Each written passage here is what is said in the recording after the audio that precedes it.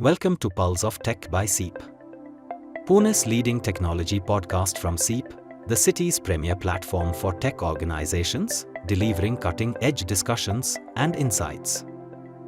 Hello everyone, welcome to another episode of Pulse of Tech by SEEP. Today we have someone truly inspiring with us who has taken significant stride in the tech industry by working through various ways of entrepreneurship and working and fostering an environment with communities and empowering new talent. So please give a warm welcome to Nikita Gandhi. Hello Nikita, it is so good to have you today with us. Today we are going to demystify the journeys of starting a new career and navigating through the initial difficulties and initial hurdles of life. But first, before that, we would like to know about you. Who is Nikita Gandhi? What does she do and how is her day-to-day like? Hey Harsha, nice to be here. Thanks for having me on the show. Nikita Gandhi is a talented singer. Most of you would have heard her songs in Hindi, but I'm not that person. So I'm Nikita Gandhi and I'm the technical program manager at Google. I work with the search team at Google and my role is to ensure that all of you have amazing search experience. So I ship features that can improve your search experiences even more better than yesterday. Before this, I was the community manager for various community programs at Google and a passionate Flutter programmer. I also read and write Flutter blogs in my free time, and I also share code so that people don't judge me about my technical skill sets while I'm in a managerial role. And before Google, I worked with 2 startups in Pune. And beyond that, I also explored my own startups. So you can say I have been jack of all and master of none so far. Experienced 3 worlds, which is working with a startup, working with a MNC, and then also owning my own businesses. And I'd be happy to share my journey on this show today. That's a really big, I think, introduction that I someday would also want to have for me. But you just mentioned this phrase, jack of all trades and master of none. Actually, it comes a bit, it is taken it in a negative way. The whole thing is jack of all trades, master of none is still better than master of one. So people don't generally give the full picture, but currently we have got a full picture of what you have done. So what I would like to ask you is the journey that you have started. How were the initial stages like? You have spoken about starting from a startup to going to an MNC, and you also mentioned that you started in Pune. See, being a part of it, we would love to know how were the initial steps like? So I graduated from MKSS's Cummins College of Engineering for Women. That's a women college in Pune, and perhaps this college is well known for various aspects, but it does definitely bring in a lot of talented lot is what they said. Despite all of that, because in my college days I also worked with IIT Bombay for 2 years, I always felt like I was at the short end of the stick. The reason is when you work with or when you study in colleges which are not IITs and NITs, you always feel like you are missing out on a lot of privileges that IIT students would have or NIT students would have.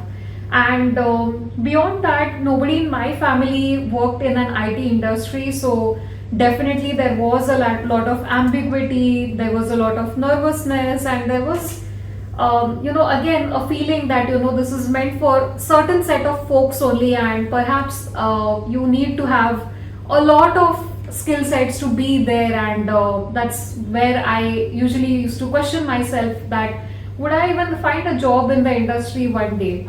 That being said, after graduation I got connected with communities, I got associated with programs like Google Developer Groups. Although in my college days as well, I was active in a lot of community forums. After college as well, I ensured that I am connected through 2 industry professionals through a lot of community forums.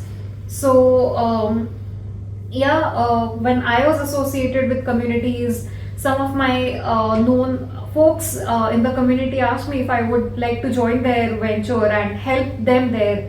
And because that was only meant for helping someone in their own startup, I found that it was still better than working in a company, because it still would have brought the questions I had when I was in college, which is one, do I have the appropriate skill sets to survive in the industry? Do I know how to survive in the industry? Because there is so much of gap between academia and the industry. There is so much of lack in terms of guidance that I always felt like that place is meant for someone who is from IITs and NITs and not for me. So that's where I started helping my friend for his startup, and eventually, we actually started enjoying working together. So I started working there as a formal capacity, I'd say. So worked there for 6 months, but unfortunately, although the startup was picking up, the investors backed out, and hence we had to wrap up everything.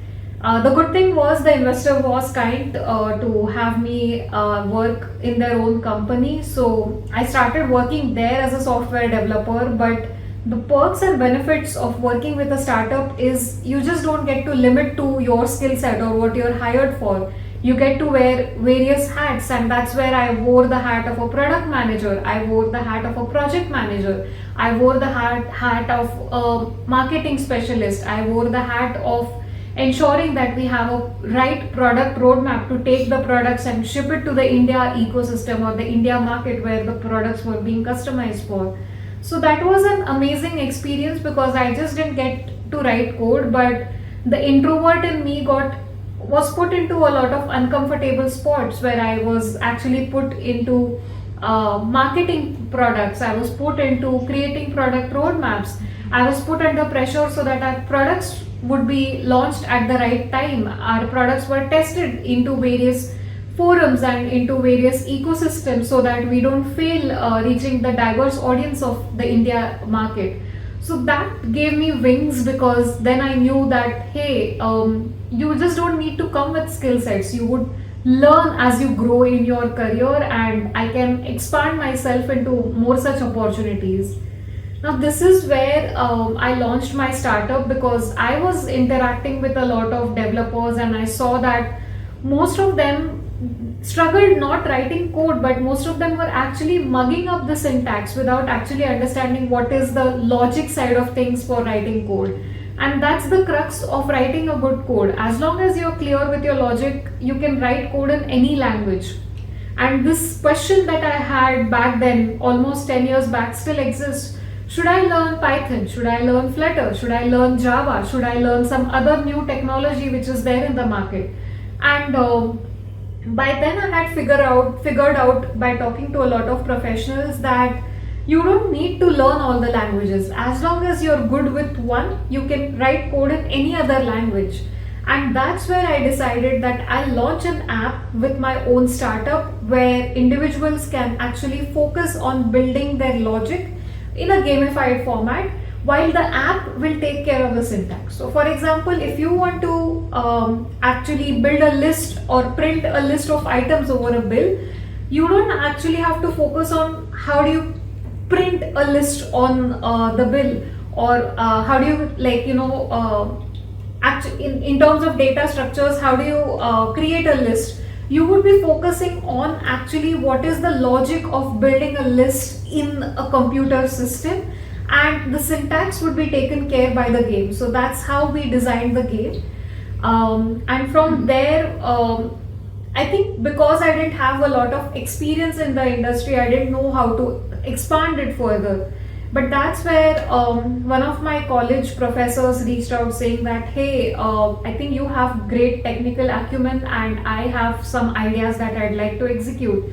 So why not collaborate together for our next startup, which was towards helping students understand ethical hacking. But the bigger goal was to help companies understand their IT security, do audits for them so that they understand how well their system is established. This was an ambitious goal, to be honest. This was a moonshot goal that we were looking at, because companies already have their vendors who do their IT security audits. So although we knew that that is an ambitious goal, I still saw the gap around understanding computer networks in the student ecosystem. That's where I thought, why not re-implement or reinvent the app that I had with my previous startup, which was CodeVisor. Reinvent that with Hackademus, which was my second startup. So in this startup, how about building an app again, gamifying the hacking part of the app, wherein you learn network security practices, but in a gamified format again. So we created around 14 to 15 levels in the app, and then you could unlock those one after another by learning certain things on the app. So this was my journey with startups so far. It was going good. I got some good clients as well. Both one of them was an MNC, some of them were startups in US. So we started making good revenue at that point of time. Although I feel For all three apps. these were all apps, All yes. But yeah, we did some network audits for one of the MNCs as well here in Pune.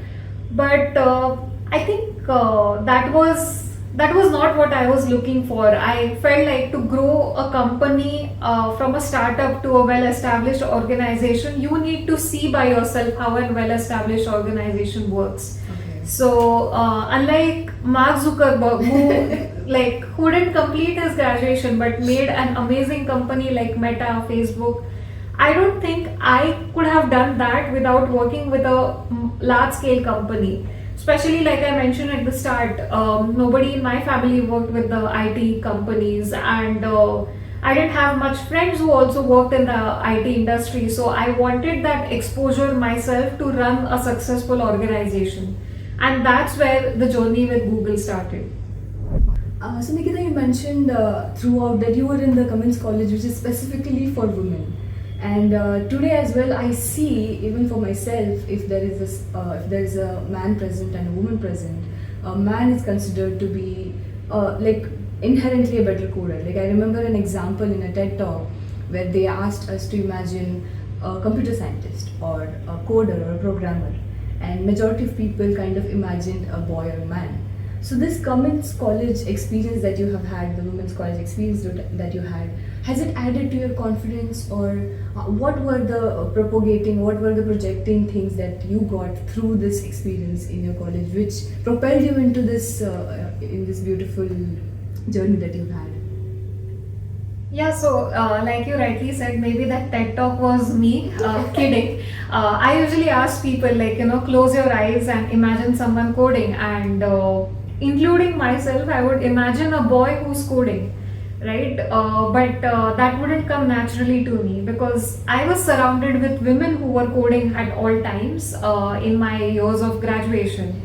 So definitely that was an advantage for me in various manners, and definitely not a disadvantage for me in various ways. Let me break this down. So while I was studying, I initially felt like being in a women's college means you're going to talk about makeup, you're going to gossip all the time. What is the fun part of being in a women's college? And that was one of my reasons to make an exit from this college. In my first year, I didn't have an option, so I decided I'll somehow survive here and then tell my parents next year that, hey, I'm not able to sink in here, so please find an alternative for me. But that's the thing about women. They are definitely very much persuasive, and that came in me very naturally. So even if I initially found it difficult to survive in a women's college environment, I think by the end of the year, I had decided that I found my best friends here. And definitely, they're still my best friends. I still talk to them almost regularly. So I found really great minds, to be honest, to work with. And that notion about women started breaking. That one, women are ambitious themselves. I saw every person around me was so hardworking. Everyone was struggling or making sure that they're getting good grades. Nobody spoke about what do they do after graduation until the time had come that we had to graduate from our college. So that was an inspiration for me. When you grow up, you're always surrounded with your younger or your elder sisters, your mothers, aunts, who would always say, after marriage, do this, after marriage, be this. But that's not what other women around me were speaking when I was in women's college. So that was a good break from those regular conversations at home where you're constantly reminded what you're supposed to do after getting married. And definitely, I got a very good perspective around what women should not only be focusing on in their lives. The second thing was what really makes me still feel proud about my campus is we had a lot of technical events where students from other colleges were invited. We had cultural events where students from other colleges were invited. We participated in a lot of sports events being from a girls' college. And that's where, let's say, you have to hang a board or a flex for that event. Girls would climb up ladders and then put the boards by themselves, and then other participants would come and say, hey, who did that for you? Because in our college only boys would do this role. Yeah. And that stereotype started breaking, because now even from those regular things that usually boys would do in a co-ed campus was not the case in a women's college, and I really started enjoying that part, or that feeling of being empowered. You don't need a man to pick up your luggage, you don't need a man to put up a flex board. And that definitely added to my advantage, because it did help me in a lot of ways after graduation, because I didn't see myself with an inferior feeling. I knew that what a man can do is equivalent to what a woman can do, and definitely helped me in a lot of ways thereafter. In the last conversation that we had, you spoke about how people are how the students these days get obsessed with the packages, or the high paying packages, MNCs, but the startups, as you mentioned, kind of provide you a variety of roles to play, a variety of jobs to take on, and it is kind of a biased thought still. I mean, some people would prefer a startup, or some people would then study harder and get a better paying job still. So what is your advice to people who are kind of torn between these things? Yeah, so let me rephrase this question a little bit. Like, what do you choose between a high paying job versus like going for your further That's very studies? direct. I didn't want to say it directly, but for example, if somebody has two offers, or who has got into things, we don't generally decide. I have seen some students just decide that I will not apply to small companies, I will only apply to bigger companies, I only want to get into Google, Microsoft, Amazon. But there are others also who have just taken on what they have got and done well. So, okay, let's go to the direct question, that what would you choose, a startup or an MNC? Right. So I would say there's nothing wrong about dreaming about bigger and better opportunities, and if you're getting those right at the start of your career, why not? And you'll always have this dilemma: should I start with small steps, or should I get into something big? I also had that, as I was mentioning at the start. So it's absolutely okay to weigh what you want to pursue. There is nothing wrong about working with big companies like Google or Globant, and there is nothing wrong about working with startups who are just starting. Maybe they don't even have funding. Each of them will bring in different types of learning opportunities that you would be looking for. And while you're comparing your options, it's not only about paying, right? It's not only about money, but it's beyond that. It's also about the kind of experience you want, the kind of environment you want to get yourself into. It's about the skill sets, the tech stack that you can work on. So choose or make your decisions keeping in mind various parameters, and then you can always weigh in your parameters. For some, money can be one of the important factors, and it's absolutely okay. Some of them have family dependency, some of them have their own dreams that they want to have, maybe a Bali trip before getting married. So it's absolutely okay to expect a high paying job if that's the case, I'd say. But yeah, also look at what is the learning curve that you will have with each of the options that you will be getting into, because ultimately your learning would last until you are in the industry or beyond as well. So that is the constant thing and the most important factor I would personally weigh if I were to make a decision above all other factors. That actually makes sense. I mean, it's different for every individual, and they should really check into what they really want, and I think to simplify this, it just means what would you like to do? If you are interested in only one tech stack, for example, I'm a Flutter dev, I only want to do Flutter development, and I would look for places where only that is present. But if I am also interested in just how generally things are working, I want to do this and that, because there are people who want to learn everything at once as well. So they can go into a general area, and this is my perspective. Right. But everybody can have their own individual perspective and how they want things. But this is about working in one. You have been a co-founder of, like you have been an entrepreneur of the multiple ventures. So what about those people? Because they are also in a dilemma where do they want to take up a stable job or go into this entrepreneurship journey? And the way we see it from, especially from the way you are from a background where nobody has worked in the tech industry, like in the IT industry, there are people in that, from that places also, majority of them these days, because we see a lot of influx happening from tier 2 cities as well. So these people, this confusion that they might be having, they might have a great idea, they might have also have a prototype, or they might be just thinking about an idea. What would you tell them about what this entrepreneur experience that you have? Right. So, dilemmas in life is very natural to have, and I too have them for everything. Like, right when I was traveling to this place, I was thinking, should I take a cab or should I take a metro? Which is faster, which is cheaper, which is convenient. How much do I have to walk if I take a metro? So, dilemma exists in every decision that is there, right? And obviously, it's hard to make a decision because life का सवाल है, जिंदगी भर का सवाल है. We are pressurized with the decisions that we are forced to make. But I would say it's very important to ask the right questions, and most of us struggle asking the right questions to ourselves. So for example, choosing between a startup versus working in an MNC, and when I say choosing between a startup, like launching your own venture versus working in a company, which one to choose? I would ask certain questions to myself, like what is the priority of my life right now?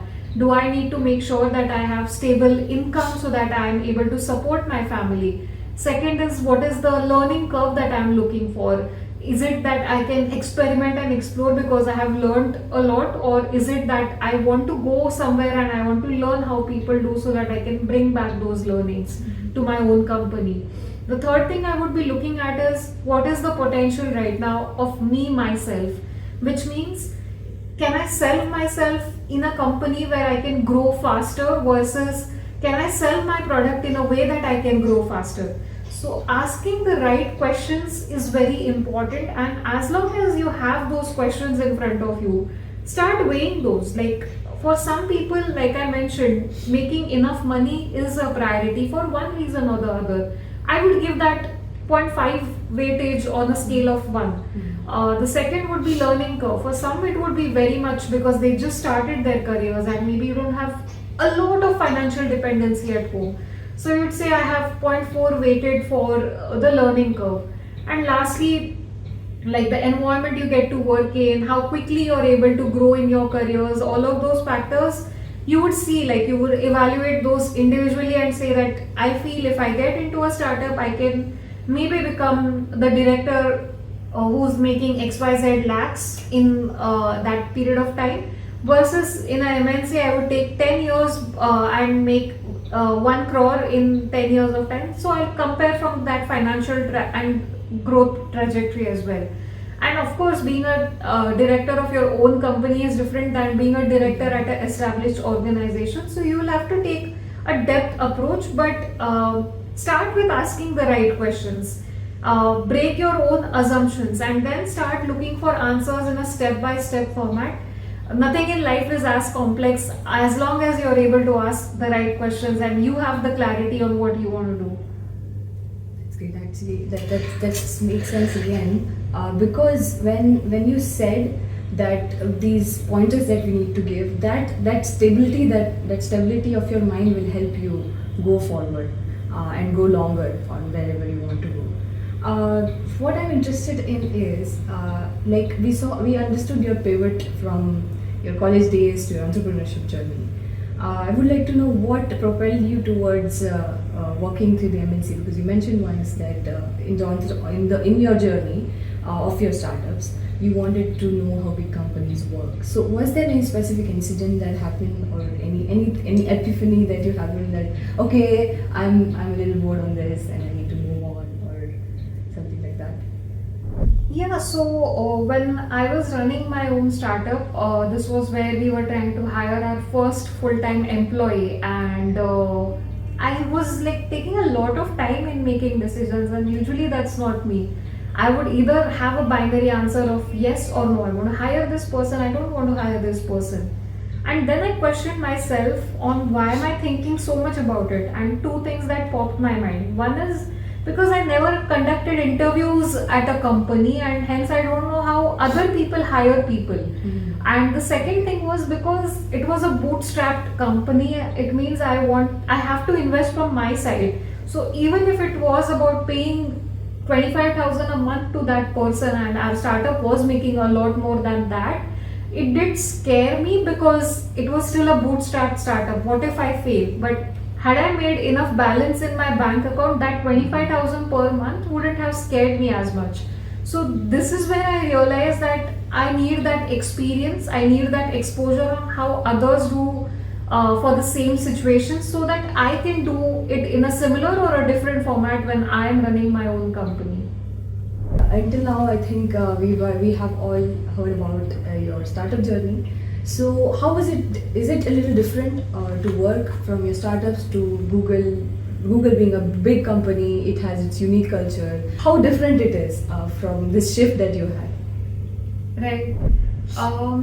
So the startup that I worked with was a company of 4 people, and now working with a company of almost 40,000 people, definitely there has been a lot of shift from where I started. The most important thing is, there is a laser sharp focus at Google, especially with search right now. I see that, they're very sure about what they want to do, and a lot of decision making is done by the higher ups. Although at your own individual levels, you would be responsible of making decisions and driving strategies at each stage. It's a different feeling working. So I'm still referring to my experience working for a startup and working for a company like Google. So not as a founder, what I felt with a startup, like working for a startup, there is still a lot of ambiguity that needs to be resolved. But with a company like Google, there is strong focus, or there is strategies which are well written by senior folks, and they're very sure about what they want to do. So at a high level, Google knows what they want to offer to its users for search. So within the org that I am a part of under the search team, I would still be driving certain decisions that can help search experiences become better. But that's not how it works with startups. With startups, you are still trying to find answers for everything. Like, what is your product about? What is it trying to offer? What is that unique identity you want to create in the market? So you're trying to find answers for everything. So all decisions are on you, along with your team members. But I would say that's also a great experience to have, because you're learning how to think from a 360 view or a perspective.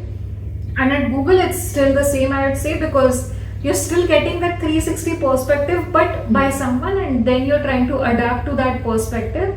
So you're still thinking of strategies that would blend with that 360 degree perspective which is coming from above. But at startups, it's a horizontal perspective that comes in from different directions, and then you're trying to make a good shape out of it. So the perspective that you got in your startup, that also helps in your day-to-day at Google? Definitely. More than perspective, the experience that I got working at startups, right? I got to manage interns while I joined startups. So how do you lead a team? That was an experience I had. Even though I joined as a software developer, I got to create project roadmaps. Even though I joined as a software developer, I got to test products on various devices. So I understood how testing happens. Even if I was working at a startup, I got to work with the designers, the UI UX team. So I understood how UI UX folks look at a product. which definitely helped me in launching my own startup seamlessly, and definitely helps me build products at Google. Especially Google says, right, like we build for everyone, we design for everyone, we code for everyone. So that perspective of, like, thinking from a holistic perspective at startups definitely helps building products for billions of users at Google. What was your initial tech stack? I mean, you mentioned you started.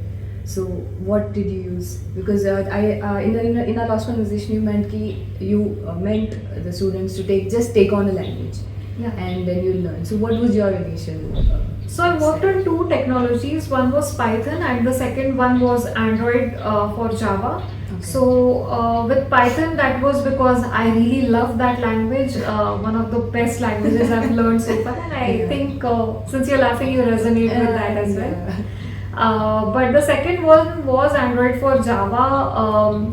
हमारे ज़माने में, now don't consider me too old, but at that point of time, laptops were not as high-end machines, and then your parents could not give you the best laptops like Apple laptop or something. So those Windows laptop with 4 GB RAM, or someone who had 8 GB RAM at that point of time, was a luxury. Yes, the for- demigod.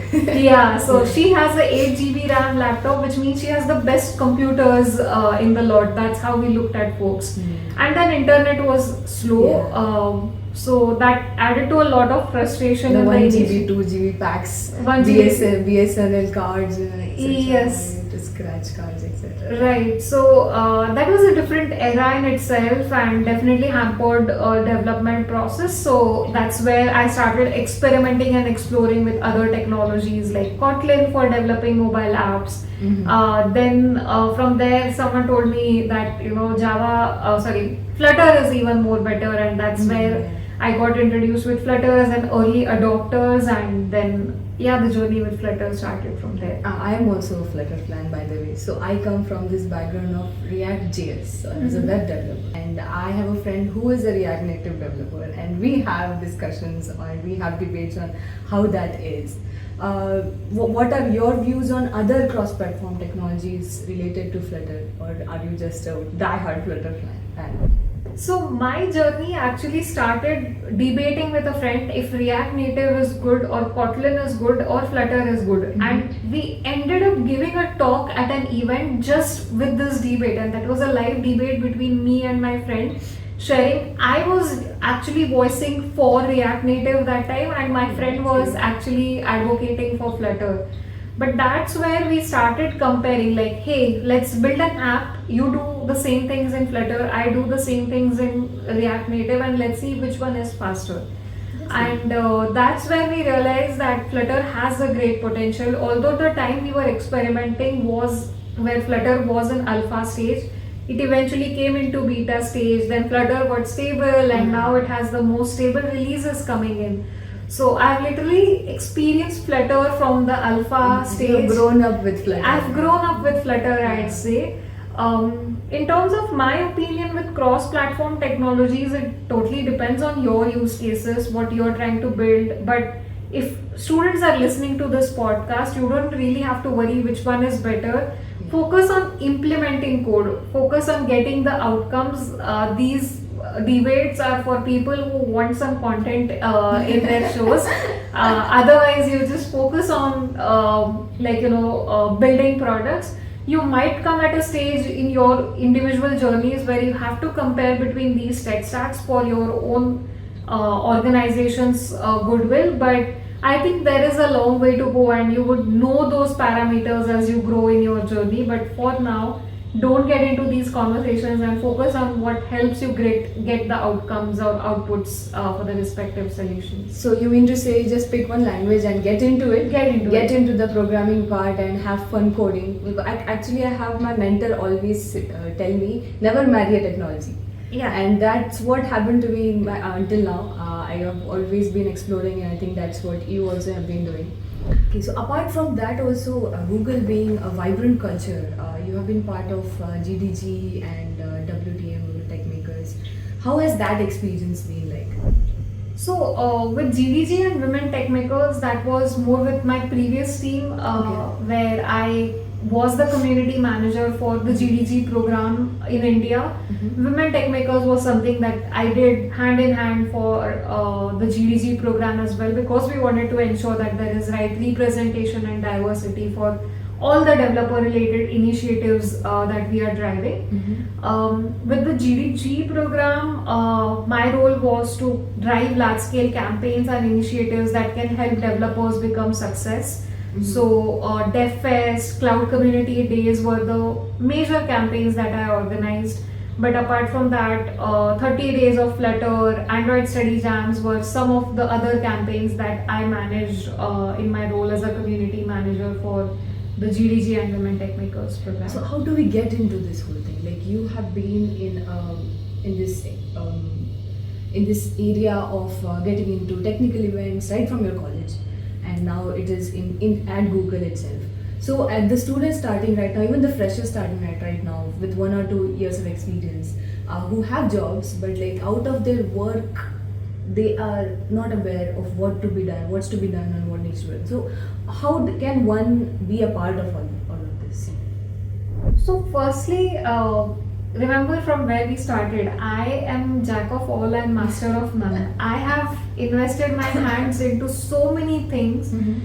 Some worked for me, some did not work for me. But being an optimistic person who says that the glass is half full than saying the glass is half empty, I have carried experience from everything that I have invested myself into. Right from a community event, a small event that we organized, being aware and alert of what was happening around me, trying to articulate that into something meaningful. That was something I always did for anything and everything I got myself invested into. So that definitely helped me. And for aspiring students, you would have a lot of opportunities in front of you. Then you would see your role model has done XYZ things and you would feel, should I follow them? And that's where I lead to success. But remember, everyone's journey is different. Everyone would have different roadmaps or pathways that take them to success. For some of them, success comes at a very early stage. For some, it comes a little later than sooner. But success is for everyone who are focused towards being to the end goal that you want to have.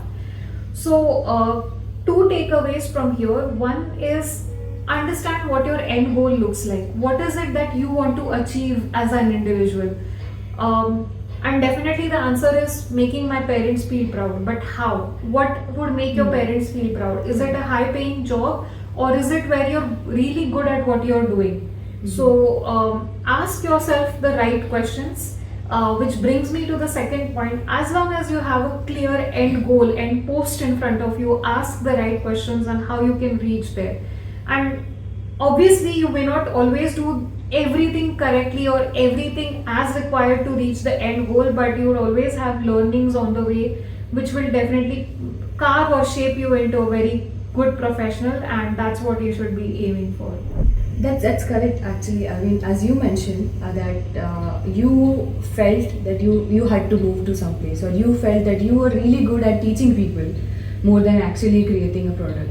So this self-awareness helps us to actually understand, and that is what I think will help us to also have a clarity of the end goal, because many people don't have a clarity on the end goal. Right. Like for me, I could also say that I want to be like Nikita Gandhi, but that will not work for me because my journey has been a very different route. Plus, it's also about finding those opportunities at the right time. So you may want to do something like me, but are there open opportunities in the similar domain?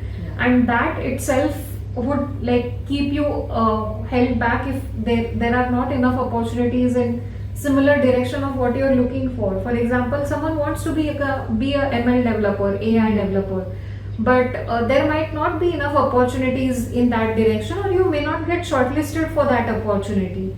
And that's where a lot of us get confused. Would I even become a ML developer in the future? Or what do I do? I'm stuck in my current role. I wanted to be X, but I'm currently into Y. So in those scenarios, I would suggest keep going and keep yourself motivated with what you're doing. If you feel frustrated with what you're doing already, then life is going to feel like misery than an opportunity for you to find your next best opportunity. And like I said, some opportunities would take time. So until then, focus on what is your primary role or what you're responsible for.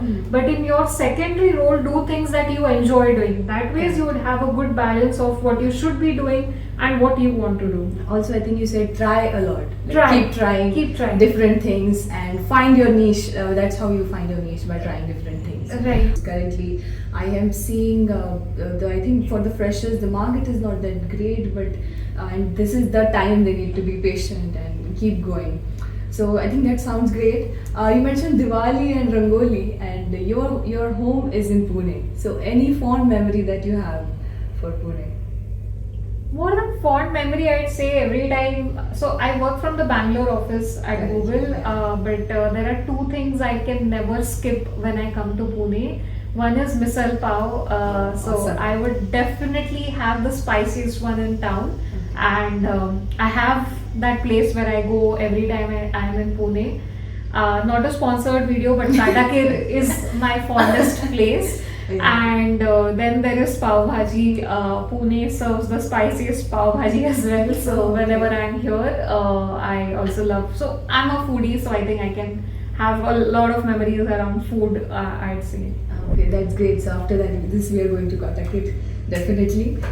We'll see. And yeah, then I think this was a great conversation. Thank you so much, Nikita. I mean, somebody who's I can say seen it all, right, from startup to a big company and now thriving in that ecosystem as well, along with doing so many things at this moment. At one moment, is inspiring for me, for everybody, and especially for me also, and like as a woman as well, because having somebody in the scene, in the picture, is always inspiring and motivating. So thank you so much for being here. Thank you so much for talking to us. We would love to have you another time again for another such fun conversation. So thank you so much. Thank you so much for patiently listening to me. I think I spoke It a was lot. fun. Yeah. So yeah, thank you so much for making the time on a weekday listening to such long answers. I really enjoyed talking to you, and thanks to SEEP Pune for this opportunity. Really appreciate it. Thank you. Thank you for joining us today in Pulse of Tech by SEEP. Hope you feel more equipped and curious to navigate your own journey and own way through this technical industry. So hope to see you again in another episode. Thank you so much for watching.